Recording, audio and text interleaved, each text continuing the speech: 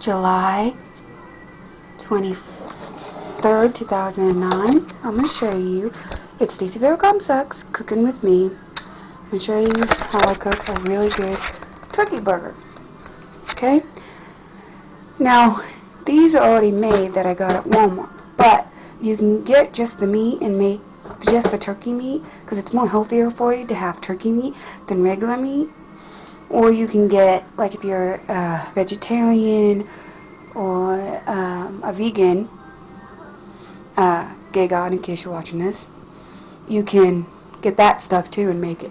I've had a garden burger once in fruits class and it was really, really good. Anyways, you can get it, make it, put it in a small little pot, like skillet like that, and what you do is you make the thing that you're going to put on top of it first. Okay? This is really good. Now you can do it any way you want with any seasonings you like. This is how I do it. I take this sauce right here, teriyaki, and I put for the base of the ingredients. Sometimes I just make the seasonings, mix the seasonings together and put that on it so it cooks in the inside, and then on the outside put the teriyaki sauce. But the one I'm going to tell you today is going to be for the inside of the meat before you cook it, before it cooks all the way. Now you don't want it any pink showing because you don't want E. coli. You can die from E. coli.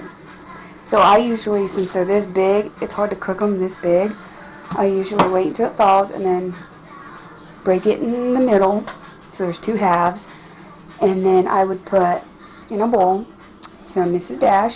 Gotta always use Dash. And sometimes, depending on your mood, or if you're in the mood for it, which my lid's all fucked up to my Elmo Lugassi's seasoning, which is that I got at Sam's, which is this. But he's got rubs and different stuff too. I get all my cooking ideas from Elmo Lugassi, so you should check him out. He's a good cook. He's my favorite cook. And then I go over to my seasonings that I've showed you before, and I grab whatever I'm in the mood for, like not chili powder, because I don't want it to taste like chili. Not Italian, because why would I want it to taste like Italian? But you can if you want. I've got garlic powder. I've got, and like if you're a person that cannot stand onions and you hate onions to death, then I would get the onion powder, because it will, because you sometimes want the taste of onions, but you don't want to actually taste the onions, you know what I mean, like the chunks.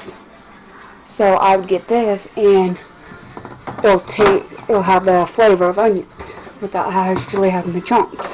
Because I can't stand onions, even though I like onion rings, and I can't stand tomatoes, even though I love ketchup. Except I'd never eat ketchup by itself. Ugh.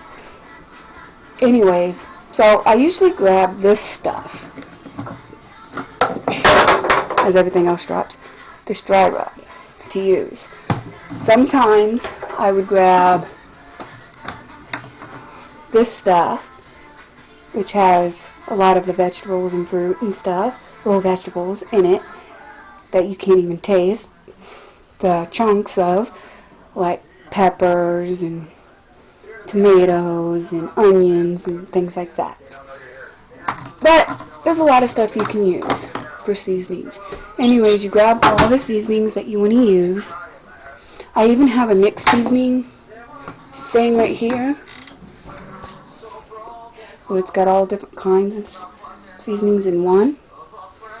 That's pretty awesome. Anyways, you take that. Now that I can't shut the drawer. Anyway, I'm dropping everything. Anyways, you take that. Take all the seasoning that you want. You can use more than one. That's what I use. You put it in a bowl. You stir it up. You take the teriyaki sauce. Put that in as much as you want. Put that in.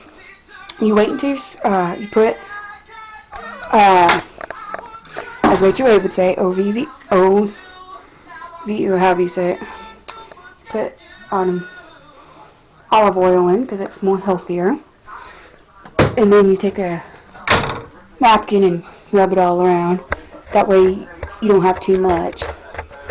And then you wait until it's sizzling or it's hot, and then you put the seasoning and the teriyaki that you mixed together into the pan.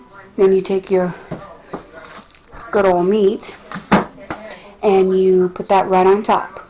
Then you wait, and then you don't use all of the seasonings. Make extra, so you can put half in at the bottom and then half on the top.